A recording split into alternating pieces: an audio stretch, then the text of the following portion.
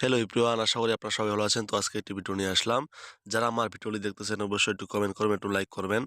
তো আমার হাতে যে ফোনটি দেখতে পাচ্ছেন এটা Xiaomi ব্র্যান্ডের একটি ফোন। এই ফোনটির সমস্যা হচ্ছে পানিতে পড়া। পানিতে সম্পূর্ণ ডুবে গেছে এবং ডুবে যাওয়ার পর থেকেই কাস্টমার আমার কাছে নিয়ে আসছে। তখন আমি দেখতেছি সেটটি ফুল ওয়াশ করছি এবং ইতিমধ্যে আমি সেটি রান করে নিয়েছি। রান করার পরেই দেখতে পাচ্ছি যে আলোটি আসতেছে এবং রানও হচ্ছে। রান হওয়ার পরে যে আমাদের ডিসপ্লে আলো এটি আর কোনো স্বাভাবিক থাকতেছে না। দেখা যাচ্ছে যে মাদারবোর্ড অন আছে, ডিসপ্লে কোনো আলোই দেখা যাচ্ছে না। তো দেখেন, আপনারাই দেখেন, সাথে দেখেন সেটটি রান হওয়ার পরেই ডিসপ্লে কোনো আলো কাজ করে না এবং টাচটা কাজ করতেছে।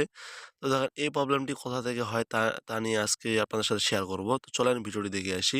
ইতিমধ্যে আমি একটি মার্কেটের মাল নিয়ে নিয়ে রাখছি।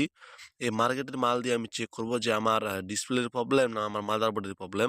কারণ দেখেন আমি প্রতিনিয়ত এই কাজগুলো করে থাকি এবং সঠিক গাইডলাইনের মাধ্যমে আজকে এই সঠিক গাইডলাইন যদি না থাকতো